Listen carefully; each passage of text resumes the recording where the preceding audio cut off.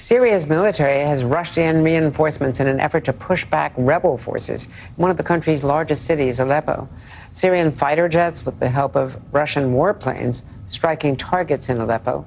Iran has also pledged to help Syria counter the surprise offensive. More than 500 people have been killed in the last few days, according to the Syrian Observatory for Human Rights.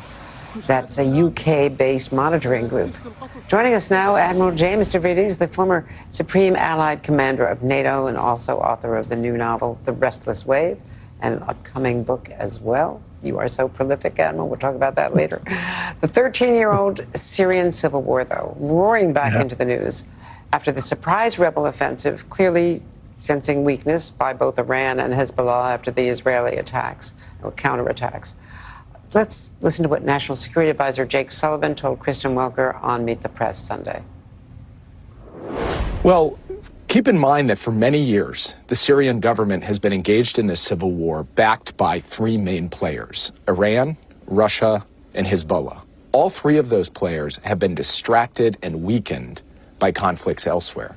So it's no surprise that you see actors in Syria, including the rebels, try to take advantage of that. And that's exactly what they've done over the last several days. Now, this rebel offensive is led by a group that the United States has designated as a terrorist entity. So we have concerns, obviously, about that group.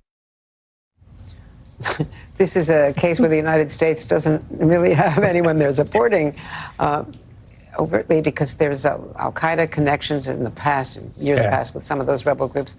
But on the other hand, it's Syrian President Bashar al-Assad. So, you know, is it let them go after each other? Obviously innocent people are being killed. Yeah. I think the United States does not have a big dog in this fight at this point. But Jake Sullivan did not mention another key factor here, which is the threat to Israel.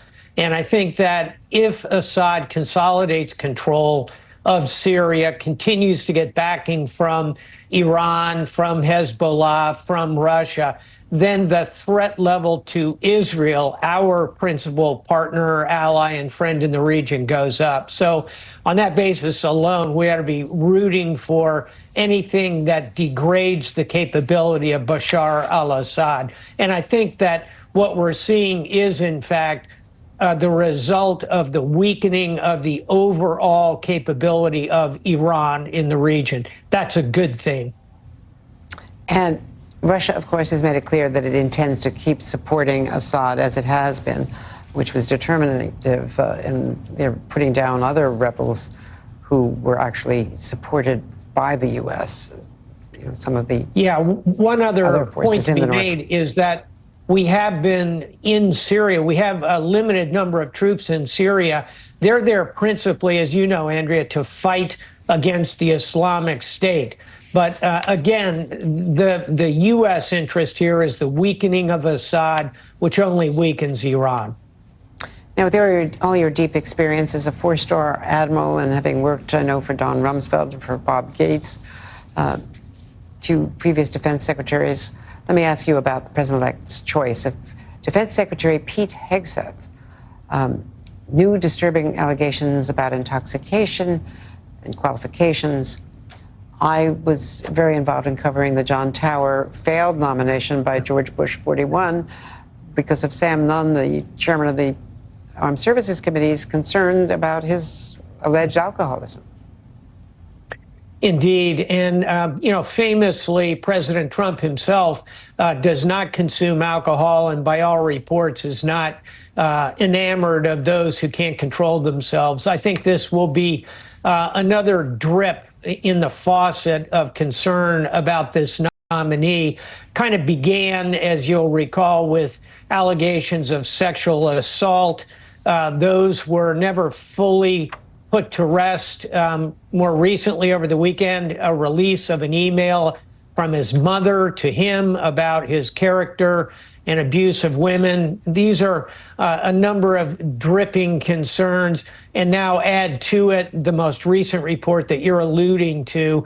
I think it's a nomination in trouble, not just on the character issues, but as you said, Andrea, let's face it, The people in that office of the Secretary of Defense have their hand on the nuclear codes. They're directing 3 million people around the world. They're managing a budget of $900 billion.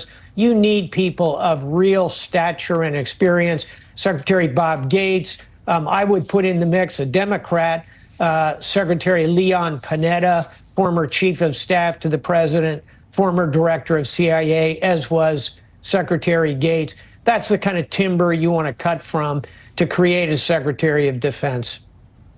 Adm Stav, we're going to have to leave it there. So much to talk to you about. Come back this week. That does it for this edition of Andrea Mitchell Reports.